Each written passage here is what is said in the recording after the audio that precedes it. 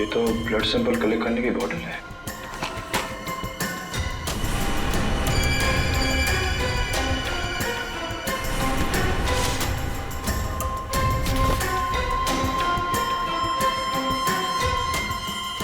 तो किसी चीज की ड्राइंग की गई इस पेपर में।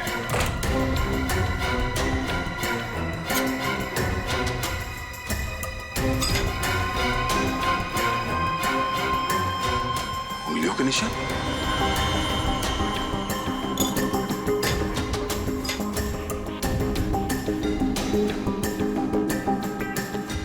ये RVS।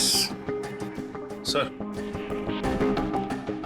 ये देखिए, लगता है कोई अलग अलग आदमियों के उंगलियों के निशान बना रहा था।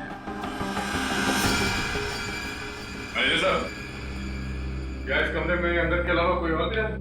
नहीं सर, वही रहता था। यहाँ इस लाइट में ये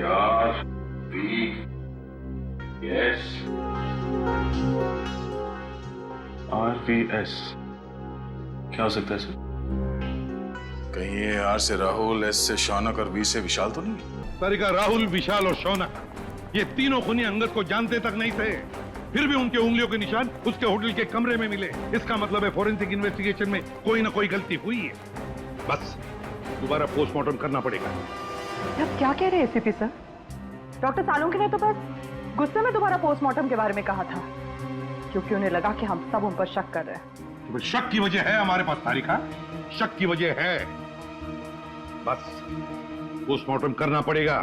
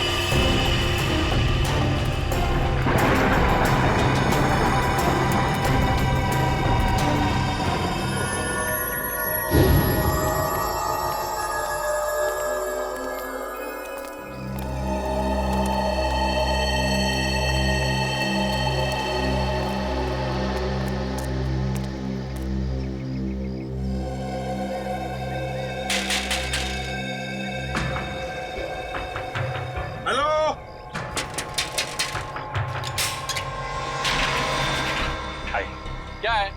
कौन हो तुम लोग? भाई साहब, हम मुसीबत में फंस गए। देखिए ना, इन्हें चोट भी लग गई है, हमारी मदद कर दीजिए प्लीज। अरे लेकिन तुम लोग हो कौन? एक्चुअली वक्त के मारे शादी में जा रहे थे कि गाड़ी खराब हो गई और ऊपर से चोट भी लगी मुझे। क्या मदद कर सकता हूँ? एक फोन करना था, मेरे मोबाइल की बैटरी चली गई, सुबह जल्दी में चार्ज नहीं कर पाया ना, इसलिए एक फोन प्लीज प्लीज। भाई साहब प्लीज हमारी मदद कर दीजिए, एक फोन करने दीजिए प्लीज। ठीक है, अंदर आ जाओ। Thank you. घर में फर्स्ट एड बॉक्स है क्या? थोड़ा पट्टी बांध देते तो। हाँ, बैठिए, सब मिलेगा, बैठिए। Okay, thank you.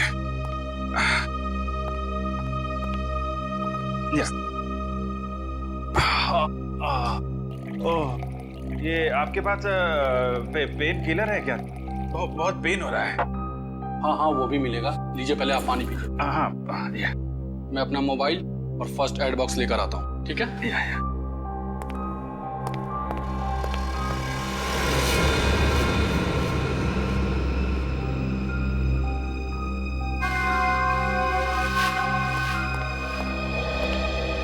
सही टाइम हो गया है।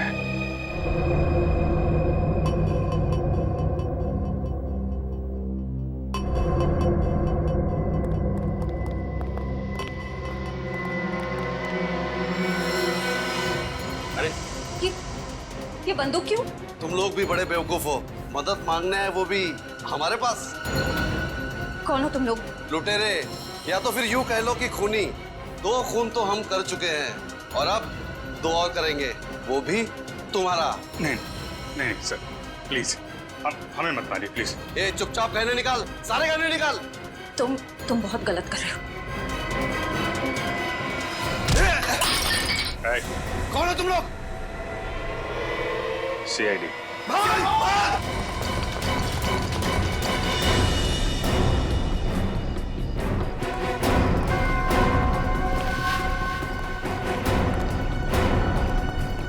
सीआईडी के सामने से भागना इतना आसान नहीं, वो भी दो खून करके।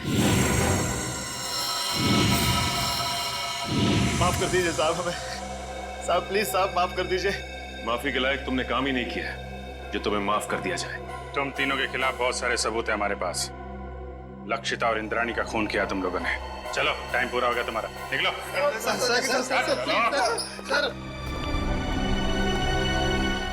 Good job.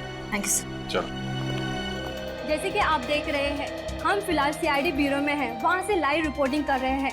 पहले की तरह इस बार भी सीआईडी ऑफिसरों ने खतरनाक लैंड माफिया, जी हाँ लेडी डॉन, लक्षिता और इंद्राणी के खूनियों को पकड़ लिया है।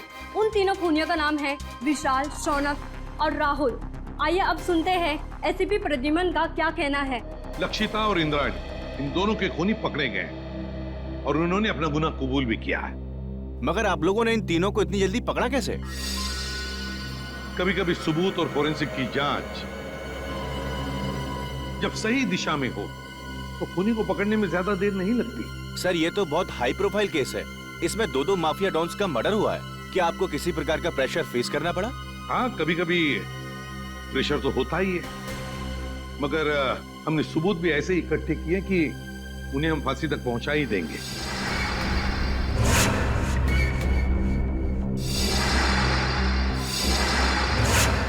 और अगले हफ्ते हम अपनी चार्जशीट फाइल करेंगे और उसके बाद ही कोर्ट की कार्रवाई शुरू होगी। ठीक है, थैंक यू वेरी मच। अब जा सकते हैं।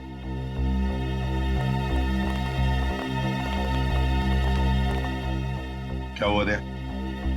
चुप क्यों? क्या परेशानी है? सर पता नहीं क्यों मेरा दिल नहीं मानता कि ये तीनों खूनी हैं। क्या? क्यों? सर फोरेंसिक रिपोर्ट और क्राइम सीन के इन्वेस्टिगेशन से तो यही साबित हुआ है कि खून उन तीनों ने ही किया है। तो सबसे बड़ी बात तो ये है सर कि उन तीनों ने अपना गुनाह कबूल कर लिया कि उन्होंने खून किए। दया सर, आपको कहीं ऐसा तो नहीं लगता ना कि हमने कहीं इन्वेस्टिगेशन में गलती की है या फिर कुछ नजरअंदाज किया हो? नहीं, वैसे तो हमारे इस डबल मर्डर की तहकीकात सही दिशा में जा रही है, हमेशा की तरह से। इस बार भी हमने सारे सबूत इकट्ठा कर लिए, पर पता नहीं क्यों मुझे कुछ सही नहीं लग रहा सर। जो दिख रहा है शायद वो है नहीं, और जो है वो दिख नहीं रहा। आसान के बोल। शादी कर रहा है? क्यों जा रहा है? क्या?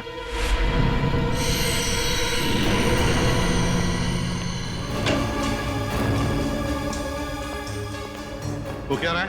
हाँ?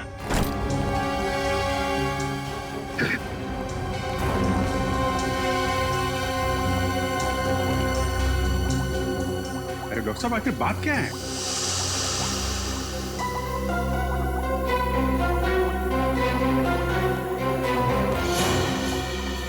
सालों के साथ छुट्टी पर जा रहे हैं और वापस कब लौटेंगे कुछ नहीं पता।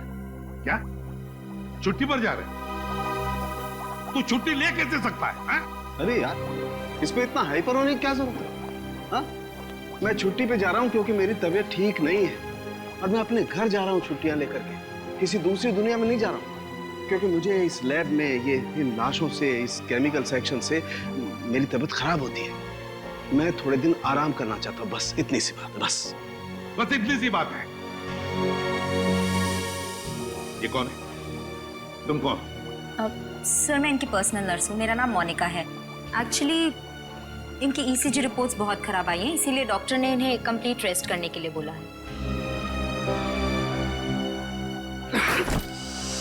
पागल हो गया तू? बता क्यों नहीं पहले तूने? क्या बता था? मुझे अब खुद पता चला है तो मैं तुम्हें पहले क्या बताता? लेकिन सालू के साहब, तब तक फॉरेंसिक डिपार्टमेंट की जिम्मेदारी कौन संभालेगा?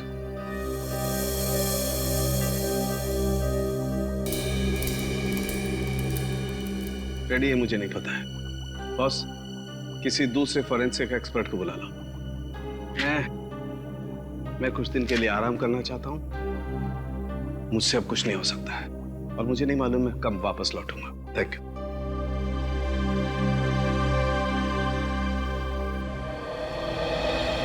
अच्छा हुआ आप लोग आ गए। बात क्या है तारिका? यहाँ पे क्यों बुलाया तुमने हमें? मुझे तुमसे जो बात कहनी है, पता नहीं उसका रिएक्शन क्या होगा, लेकिन बात कहना जरूरी है। सालू के सर का बर्ताव और उनके काम करने का ढंग कुछ दिनों से बहुत अजीब हो गया है। क्या मतलब है तुम्हारा? देखो आप लोग प्लीज मुझे गलत मत समझिए। सालू के सर मेरे गुरु हैं। मैंने इतने साल उनके साथ काम किया है और कितना कुछ सीखा है उनके पास से। लेकिन इस केस की फोरेंसिक जांच उन्होंने ठीक से नहीं की। कितनी सारी बातों को उन्होंने अनदेखा किया है। कितनी सारी चीजों का तो अभी तक उन्होंने ढंग से टेस्ट भी नहीं किया है। तारिका, तुम समझ रही हो, तुम जो कह रही हो उसका क्या मतलब हो सकता है? तारिका 16 साल से सालू के साहब हमारे साथ काम कर रहे हैं। वो सीआईडी को गुमराह क्यों करेंगे? अगर तुम्हारा शक गलत निकला तो? अगर आप लोगों ने मुझे गलत साबित किया तो सबसे ज्यादा खुशी मुझे ही होगी। डॉक्टर तारिका की बातें अभी भी दिमाग में घूम रही है। आज तक कभी सालू के साहब के लिए उसने कुछ नहीं कहा, लेकिन आज ये समझ में नहीं आ रहा है अब हमें क्या करना चाहिए। कभी लगता है कि डॉक्टर सालोंके कभी ऐसा कर ही नहीं सकते। कभी लगता है कि मेरा शक सही था। कहीं ना कहीं इस केस में हमसे कुछ गलती हो रही है। ना एक्सपीरियंस आदमी है सालुंके साहब, लेकिन फिर क्या करें? एसीपी साहब को बोलना है? नहीं अभिजीत, भले एसीपी साहब डॉक्टर सालुंके से झगड़ते हो, पर वो कभी नहीं मानेंगे कि ये फॉरेंसिक रिपोर्ट डॉक्टर साहब ने ठीक नहीं बनवाई। ये बात तो है।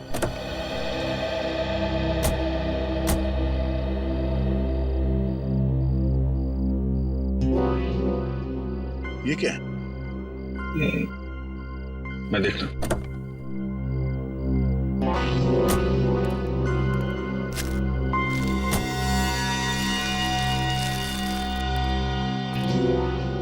चॉकलेट पेपर जैसा लगता है। Chocolate paper? इतने प्यार से फोल्ड करके किसी ने वाइपर पे क्यों रखा?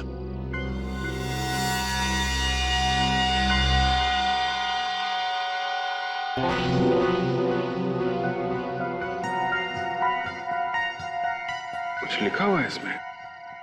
कहीं कोई मैसेज तो नहीं? हो सकता है, पर क्या है पढ़ने में आ नहीं रहा। चल के देख।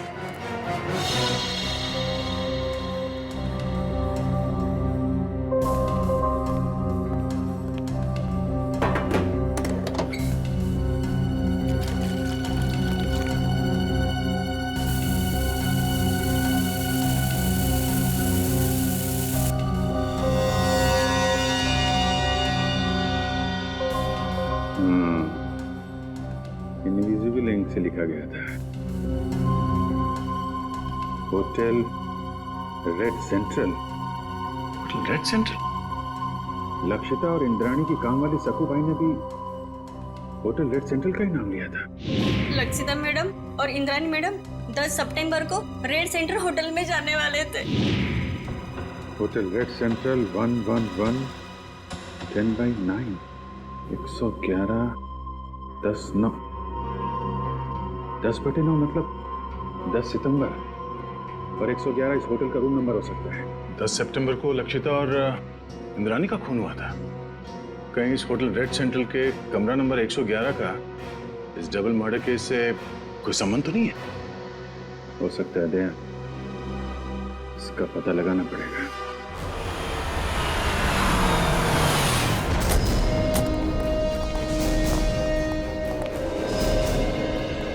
होटल मैनेजर कौन है?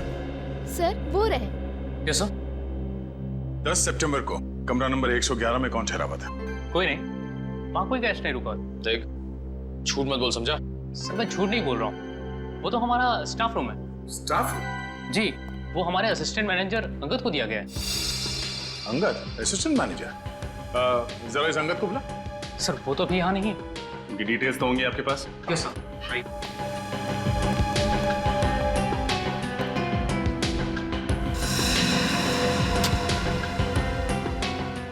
ये अंगद इस वक्त कहाँ होगा, कुछ मालूम है? नहीं सर, अंगद सर अचानक कहीं चले गए हैं। अचानक कहीं चले गए? हाँ सर, 10 तारीख को शाम को 6:30 से 7 के बीच वो रूम की चाबी लेकर बाहर निकला और आते ही बोला कि उसे मुंबई से बाहर जाना है, उसे कुछ दिनों के लिए छुट्टी चाहिए। कहाँ गया ये बता के नहीं गया? नहीं सर, इनफैक्ट वो अपना सामान लेने अपने रूम में भी नहीं आया। और उस दिन से उनका कमरा खोला भी नहीं गया है। तो आप खोलिए, हमें कमरा नंबर 111 की तलाशी लेनी है। पूरी राहुल, विशाल और शौनक, इन तीनों के खिलाफ चार्जशीट फाइल करने से पहले सब कुछ अच्छी तरह से दोबारा चेक करो। फोरेंसिक रिपोर्ट, गवाहों के बयान और फिर उन तीनों की स्टेटमेंट भी, जिसमें उन्होंने कबूल किया कि ये खून उन्होंने किए। हाँ सर, मैंने सारे पेपर्स इकट्ठे कर लिए। देखा सर, वो सर दया का फोन आया था, थोड़ा लेट आ रहा है, कह रहा था कुछ जरूरी काम निपटाने उसे। अब इससे एक बात समझ में नहीं आ रही है, आज इतने सालों से हम लोग एक साथ काम कर रहे हैं, लेकिन किसी भी इन्वेस्टिगेशन में दो राय नहीं हुई। मगर इसी केस में, पर्टिकुलरली इसी केस में, पता नहीं क्यों दया को यकीन क्यों नहीं होता। सर, उसे लग रहा है कि तहकीकात में कुछ कमी रह गई है सर। क्यों ऐसे लग रहा है? सब कुछ तो ठीक ठाक है, सब कुछ ठीक ठाक है, समझ में नहीं आ रहा है क्यों? सारे ठोस सबूत है उनके खिलाफ, ठोस सबूत है उनके खिलाफ।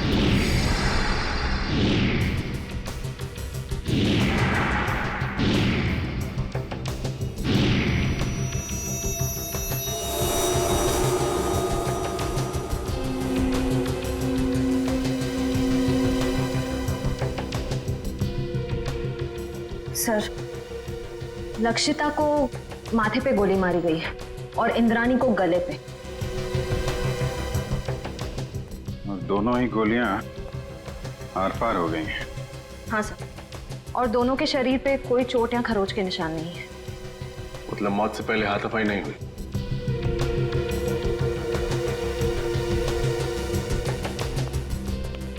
जब इन दोनों की मौत हुई तुम कहाँ थे? साहब, आगे नाके पे पान की दुकान है, मैं वही पान खाने गया था साहब। ड्यूटी छोड़कर पान की दुकान के चक्कर लगाते हो? सब मेरी गलती है साहब। मैं जब वापस लौटा तो देखा वो तीनों खूनी भाग रहे थे साहब। तुमने खूनियों को भागते हुए देखा? हाँ साहब, लक्षिता मैडम और इंद्रानी मैडम के दुश्मन थे साहब। उनके हाथ में बंदूक भी थी साहब। कौन है दुश्मन उनका? सर, वो विशाल, शौनक और राहुल।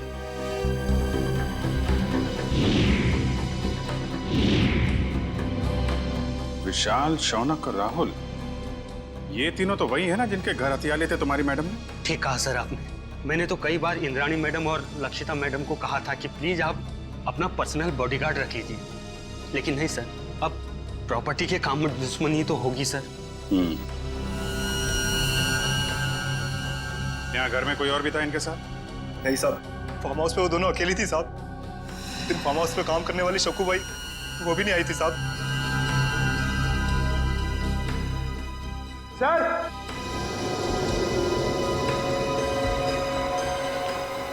हाँ मगर सर ये देखिए, यहाँ पे ये खून है और जूते ऐसा कोई निशान बना है वहाँ पे।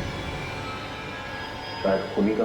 हाँ मगर सर ये देखिए, यहाँ पे ये खून है और जूते ऐसा कोई निशान बना है वहाँ पे। शायद खूनी का हो सकता है, लेकिन फिर खून यहाँ पर कैसे आया? हाँ सर, जब खूनी ने लक्षिता और इंद्राणी पे गोली चलाई तो वो लोग सोफे के आसपास बैठे हुए थे, तो खून वहां होना चाहिए था। खून यहाँ पे कैसे आया? ठीक है ना, लेकिन ये भी हो सकता है कि उनको गोली मारने के बाद खूनी यहाँ से भाग रहे हों और कोई सीढ़ी पे लड़खड़ा के गिर गया, चोट लग गई और खून निकल आया। सही हो सकता है। पंकज, ये दीवार पे जितने भी बुलेट्स हैं सबको निकालो और फोरेंसिक लैब भेज दो। सर, फिर तो बैलिस्टिक रिपोर्ट से पता चल जाएगा कि लक्षिता और इंद्रानी पे यही गोलियां चली थी यानी।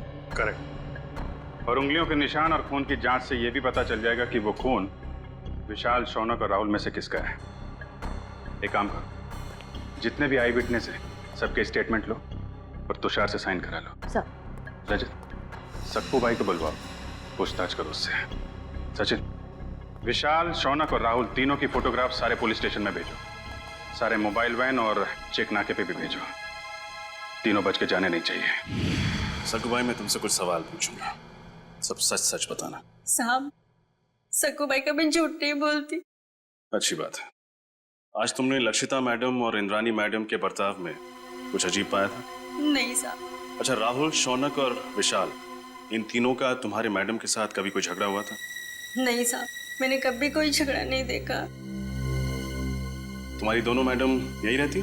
नहीं साहब, शनिवार और रविवार को आराम करने के लिए वो फार्म हाउस आ जाते थे। और सोमवार को चले जाते थे साहब। और कुछ याद है तुम्हें? हाँ साहब, लक्षिता मैडम और Indrani madam hotel red centre में जाने वाले थे। तुम्हें अच्छी तरह याद है कि वो होटल रेड सेंट्रल ही जाने वाले थे? हाँ साहब, मुझे पक्का याद है ना, मैडम ने खाना बनाने के लिए मुझे मना किया था। और हाँ साहब, वो किसी के साथ डिनर करने को जाने वाले थे, लेकिन वो गए नहीं गए, मुझे कुछ भी नहीं पता है साहब। मैं वहां से भी चली गई। Hotel red central. इतने सारे सबूत मिले अभिजीत, उंगलियों के निशान, फिर वो गोलियां भी जिससे खून हुआ है, और फिर गवाहों के बयान भी। वही तो सर, उन तीनों के पास इंद्राणी और लक्षिता को मारने का कारण भी था, क्योंकि उन्होंने उन तीनों को बेघर किया था। यहाँ तक कि वॉचमैन ने भी उन्हें खून करके भागते हुए देखा था। और साळुंखे साहब ने भी बताया है, उन्हीं की गोलियों से मौत हुई है लक्षिता और इंद्राणी की। साळुंखे की रिपोर्ट कभी गलत नहीं होती, कभी गलत नहीं होती। लेकिन इस केस की फोरेंसिक जांच उन्होंने ठीक से नहीं की। कितनी सारी बातों को उन्होंने अनदेखा किया है, कितनी सारी चीजों का तो अभी तक उन्होंने ढंग से टेस्ट भी नहीं किया है। हाँ सर, साळुंखे साहब का काम तो एकदम पक्का होता ही है, पर पता नहीं क्यों अचानक उनकी तबीयत कैसे खराब हो गई। हाँ सर, साळुंखे सर जब क्राइम सीन पर आए थे वो तब से ही परेशान लग रहे थे, शायद तब से उनकी तबीयत खराब हो गई।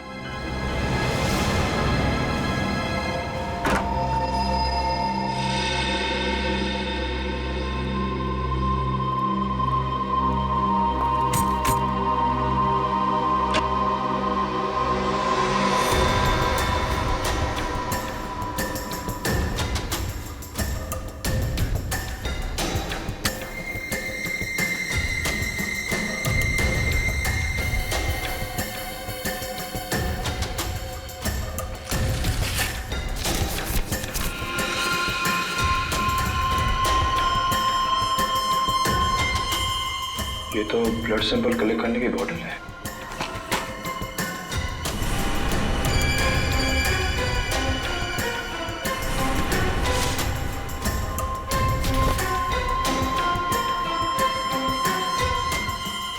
तो किसी चीज की ड्राइंग की गई इस पेपर में।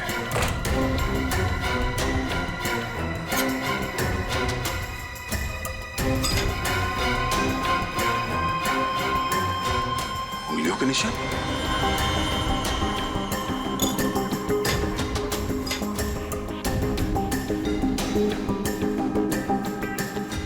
ये RVS। सर, ये देखिए, लगता है कोई अलग अलग आदमियों के उंगलियों के निशान बना रहा था। सर, क्या इस कमरे में अंदर के अलावा कोई और गया? नहीं सर, वही रहता था। यहाँ इस लाइट में ये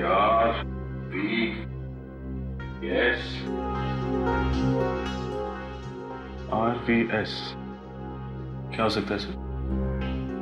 कहीं ये R से राहुल, S से शौनक और V से विशाल तो नहीं? सर, लेकिन अंगद ने इन तीनों के फिंगरप्रिंट्स उठाए कहां से? पानी के गिलास पर से या फिर टेबल के ऊपर से?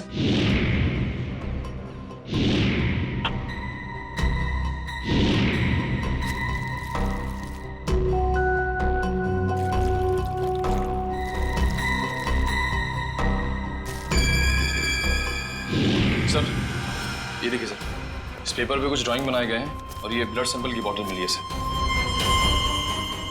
तो लगता है इंद्राणी और लक्षिता के मर्डर में इस संगत का हाथ है सर। ये काम करो, ये सारे सबूत और ये ब्लड स्लाइड्स इसे डॉक्टर तारिका के पास भेज दो। हमें इस अंगद को जल्द से जल्द ढूंढना होगा। बहुत बड़ा हाथ है उसका इस केस में।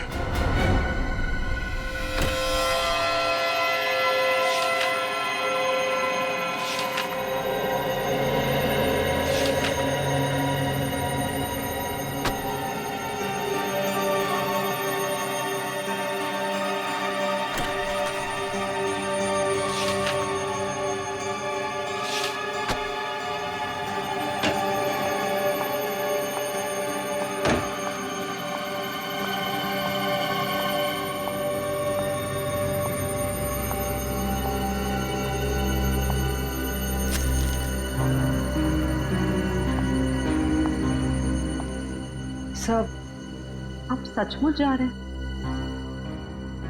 हाँ तारिका, मेरा काम खत्म हो गया और अब ये forensic lab, chemical section, evidence room, इन सब की चाबी तुम संभालो। मैंने अपनी जरूरत के कुछ कागजात अपने साथ ले लिए। लेकिन सर, आप ये पेपर्स और फाइल्स क्यों लेकर जा रहे हैं? आपकी तबीयत खराब है इसलिए आपने छुट्टी ली है ना, आराम करने के लिए? या फिर घर पे भी काम करने का इरादा है? नहीं नहीं, ऐसी बात नहीं तारिका। देखो, यहाँ का काम तो तुम संभाल लोगी, लेकिन भाई अगर कभी मुझे लैब की याद आई तो इन फाइल्स को देख करके अपना मन बहला लूंगा। सर, आप ऐसे क्यों बात कर रहे हैं? आप वापस लौटने वाले ना ठीक होकर? हाँ, यस, जरूर। एनीवे, तुम मेरी चिंता छोड़ो, यहाँ मन लगा के काम करना। देखो, अब तुम्हारी जिम्मेदारी ज्यादा बढ़ गई है। अब सर, अब हमें चलना चाहिए। आपके खाने का भी वक्त हो रहा है और फिर आपको दवाई भी तो देनी है ना।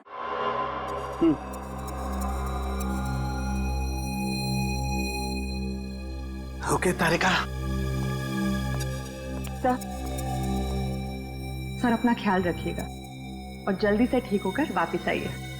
And you take care of yourself. चलिए।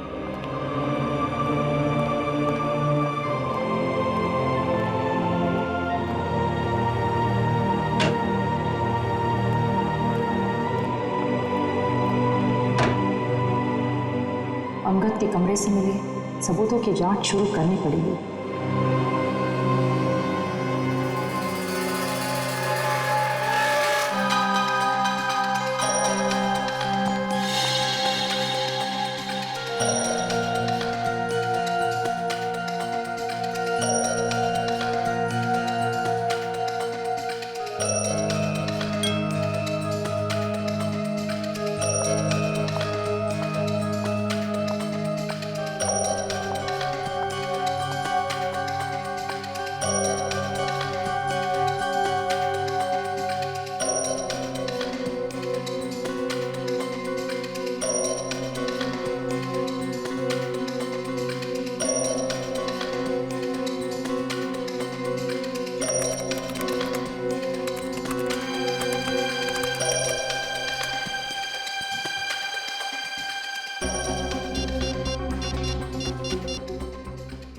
हेलो, डीएनए लैब जी, मुझे डीएनए की जांच करवानी है।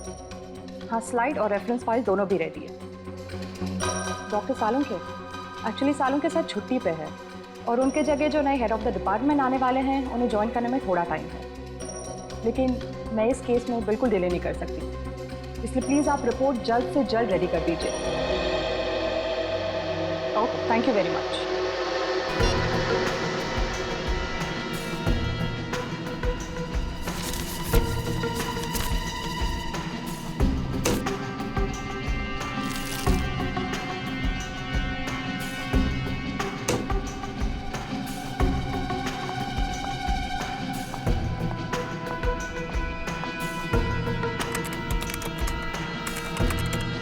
ओह गॉड, ये कैसे हो सकता है?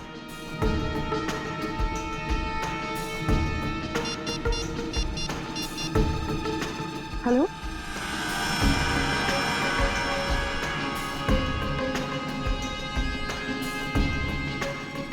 क्या आपको पूरा यकीन है कि वो खून उन्हीं का है? न जाने डॉक्टर तारिका को आप क्या पता चला है। जब उनका फोन आया था तो काफी परेशान लग रही थी। कोई तो बड़ी बात होगी अभिजीत। मुझे लगता है लक्षिता और इंद्राणी के मर्डर केस को रीओपन करना चाहिए और नए सिरे से तहकीकात करनी चाहिए। हमारा शक सही निकला। फिंगरप्रिंट और डीएनए रिपोर्ट।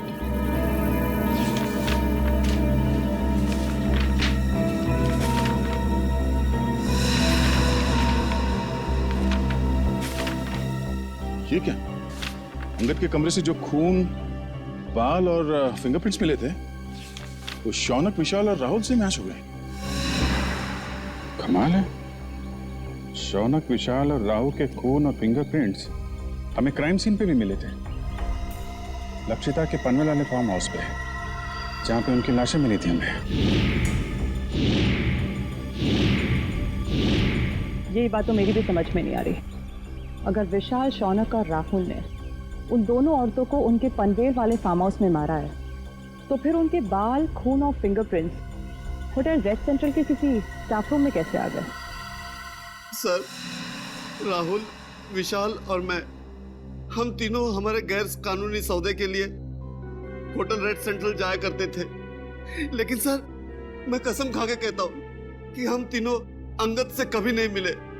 सर, मुझे तो ये भी नहीं पता कि मेरे उंगलियों के निशान अंगद के कमरे में आए कैसे। अंगद को पहले कभी मिले नहीं थे। रेडी, अंगद का फोटो दिखाओ। अब फोटो को देखकर बताओ, क्या तुमने इस आदमी को पहले कभी देखा है? जानते हो इसे? ये अंगद है, असिस्टेंट मैनेजर था रेड सेंट्रल होटल का। नहीं सर, हो सकता है कि आते जाते देख लिया हो, लेकिन सर मेरी इससे कभी कोई बातचीत नहीं हुई सर। हो सकता है तुम्हारे साथी विशाल और राहुल अंगद को जानते हो? नहीं सर, मैं दावे के साथ कह सकता हूँ कि राहुल और विशाल भी अंगद के लिए अजनबी है। शौनक, इस छोटी सी बोतल में हमें तुम्हारा खून मिला था। मेरा खून? हाँ, ये भी अंगद के होटल के कमरे से मिला था हमें। तुम्हारा ये खून वहां अंगद के कमरे में कैसे आया? मुझे नहीं पता सर। क्या पिछले 8-10 दिन में तुम्हें कोई चोट लगी थी जिसके कारण बहुत ज्यादा खून बहा? नहीं सर, ऐसा तो कुछ भी नहीं हुआ। तो फिर तुम्हारा ये खून इस बोतल में कैसे आया? सर, कुछ दिन पहले मुझे एक एलर्जी अटैक आया था। उसका ब्लड टेस्ट कराने के लिए मैं हॉस्पिटल गया था। तो हो सकता है कि... कौन सा hospital? Sir, paradise health care hospital. Paradise health care hospital? हाँ हाँ सर। उस पैथोलॉजिस्ट का नाम पता है तुम्हें, जिसने तुम्हारा खून लिया था? सर, नाम तो नहीं पता, लेकिन सर वो दिखने में थोड़ी सी सावली थी, बाल उसके घुंघराले थे। सर, वो हॉस्पिटल की जूनियर पैथोलॉजिस्ट थी सर। सर, मुझे तो लगता है कि शौनक और उसके साथियों ने ही लक्षिता और इंद्राणी का खून किया है, और ये सब ड्रामा कर रहा है, नाटक कर रहा है। इसे ले जाओ, जाओ। चलो उठो। सर, जब से ये केस रीओपन हुआ है तब से और उलझता जा रहा है। पहले किसी ने मेरी गाड़ी में उस चॉकलेट के पेपर पे होटल रेड सेंटर लिखा, और उसी होटल के कमरे से ये अंगद गायब हो गया, और उसके कमरे में से इन तीनों के बाल, फिंगरप्रिंट्स और खून मिले। और सर, और क्या? सर, समझ में नहीं आ रहा कैसे कहूं आपको मेरी बात का यकीन होगा या नहीं। यकीन करूंगा या नहीं? साफ साफ बताओ दया। सर, वो डॉक्टर तारिका को डॉक्टर सालुंग के बर्ताव पे कुछ परेशानी है सर। उसे लगता है कि पोस्टमार्टम और फॉरेंसिक जांच के दौरान वो कुछ परेशान से थे, और उन्होंने ये सारे टेस्ट जल्दबाजी में किए थे। तुम सालुंखी पर शक कर रहे हो दया? सर, कुछ बात तो जरूर है। साफ साफ बताओ दया, बताओ बात क्या है? सर, मुझे लगता है कि सेहत का तो सिर्फ बहाना है। क्या मतलब? सर, मतलब डॉक्टर सालुंके का लैब में ना आने की असली वजह कहीं ये लक्षिता और इंद्राणी के डबल मर्डर केस तो नहीं है? अगर ये बात है दया, तो सालुंखे से मिलना पड़ेगा।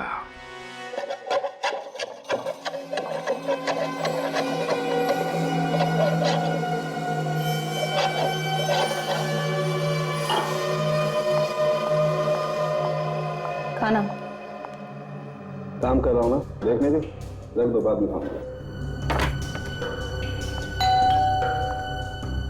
आप रुकिए, मैं देखती हूँ।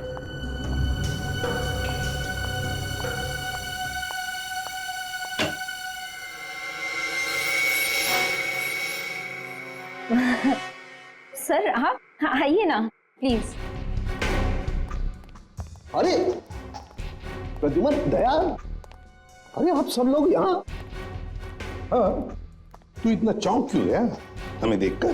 नहीं मतलब आप सब लोग यहाँ मेरे घर पे इस वक्त किस लिए?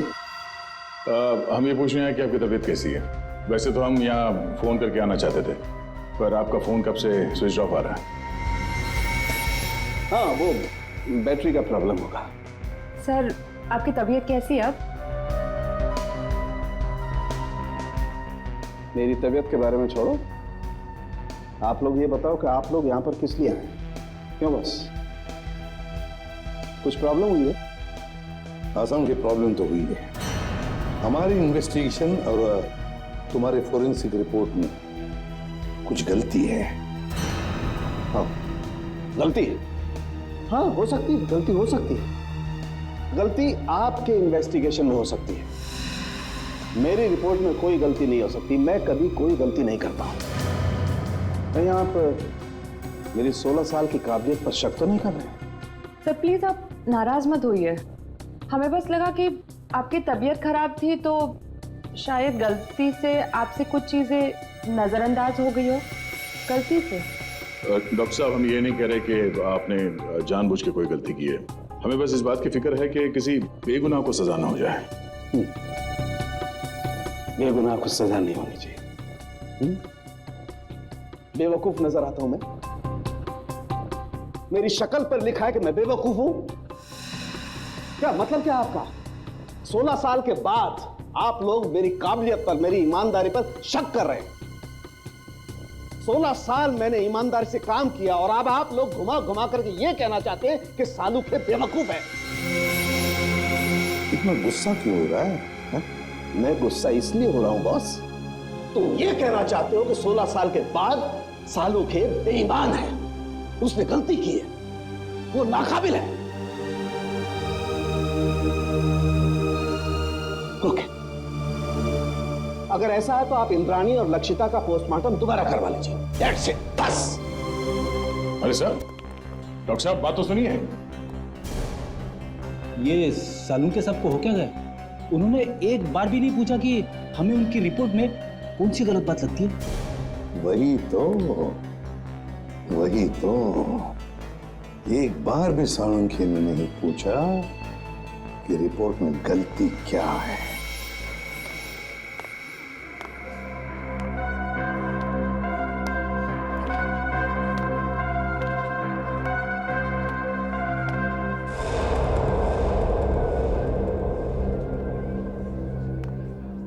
भाई साहब, हाँ? ये स्लिप देखकर बताइए।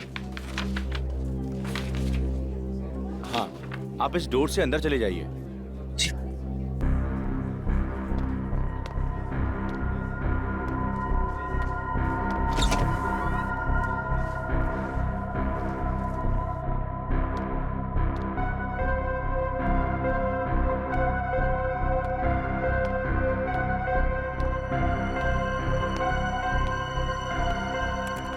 मैडम, ये आप उस कुर्सी पे बैठ जाइए। ठीक है।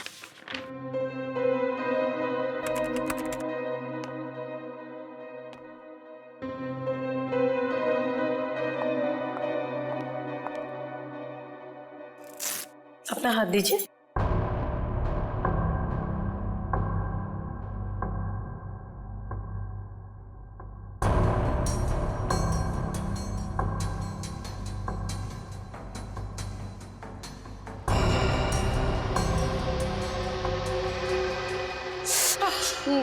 मुझे बहुत डर लग रहा है। घबराइए मत, आपको कुछ नहीं होगा। दीजिए।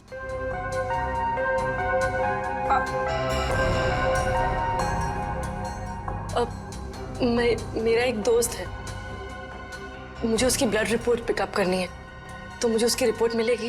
पेमेंट स्लिप है आपके पास? स्लिप तो नहीं लाई हूँ, लेकिन उसकी रिपोर्ट्स बहुत अर्जेंट है। वो बीमार है तो आ नहीं सकता। उसका नाम शौनक है। ठीक है, मैं चेक करके आपको बताती हूँ। लेकिन मैंने तो किसी शौनक की रिपोर्ट नहीं देखी, और अगर होती तो रिकॉर्ड में होती। आप यहीं पे रुकिए, मैं देख के बताती हूँ।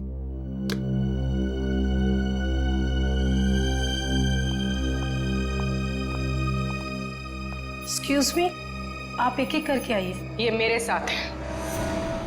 आपके साथ है तो आप इन्हें कहिए कि बाहर इंतजार करें। सीआईडी किसी का इंतजार नहीं करती। सीआईडी? शौनक की रिपोर्ट कहाँ है? जल्दी बताओ।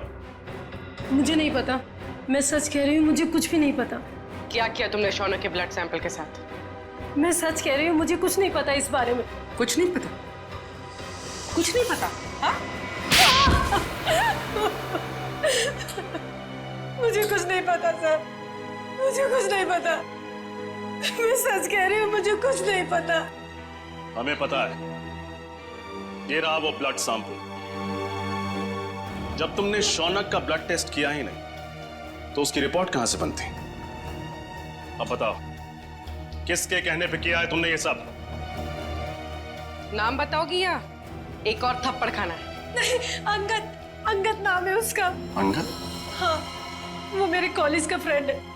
उसी ने मुझे ये सब करने के लिए कहा था। ये अंगद है कहाँ? मुझे कुछ नहीं पता, मैं सच कह रही हूँ, मुझे कुछ नहीं पता। अंगद ने तुम्हें बताया था कि उसे शौनक का खून किस लिए चाहिए? नहीं, लेकिन मैंने उसे फोन पे बात करते हुए सुना था। वो किसी से कह रहा था कि गाड़ी मोड़ वाली बेकरी के पास ले आओ।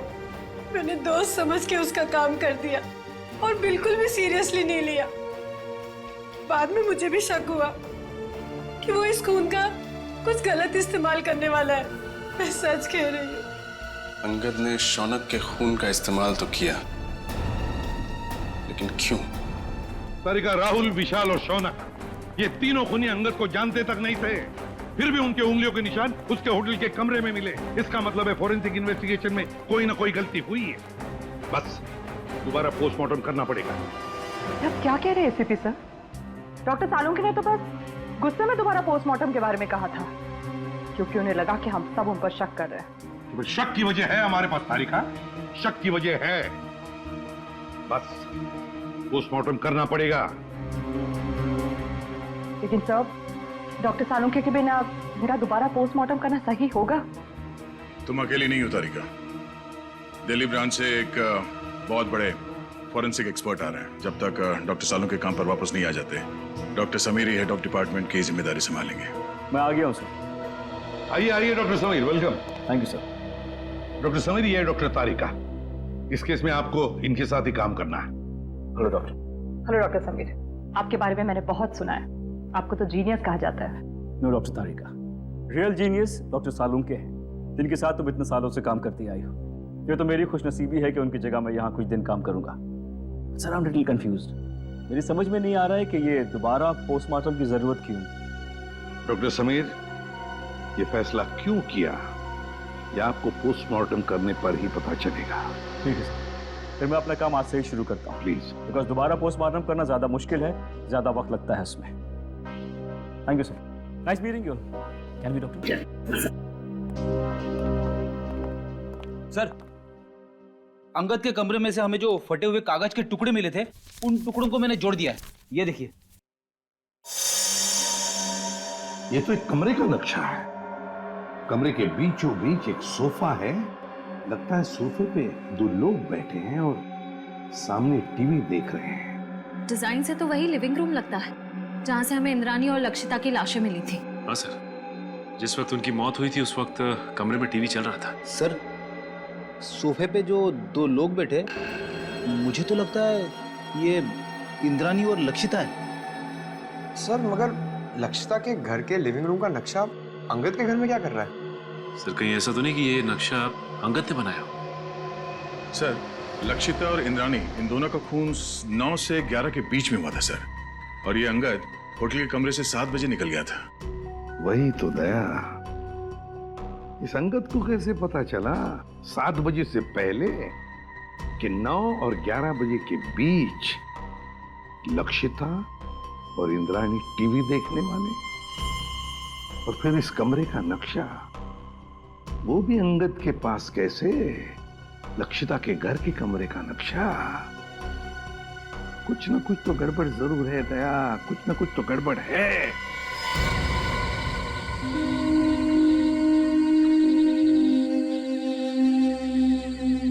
आप लोगों ने पुलिस बीट को फोन किया था? जी हाँ। क्या हुआ यहाँ पे? हम लोग यहाँ से जा रहे थे तो इस कार को इस हालत में देखा तो आपको फोन किया। आगे की सीट में एक आदमी है, शायद मर गया है।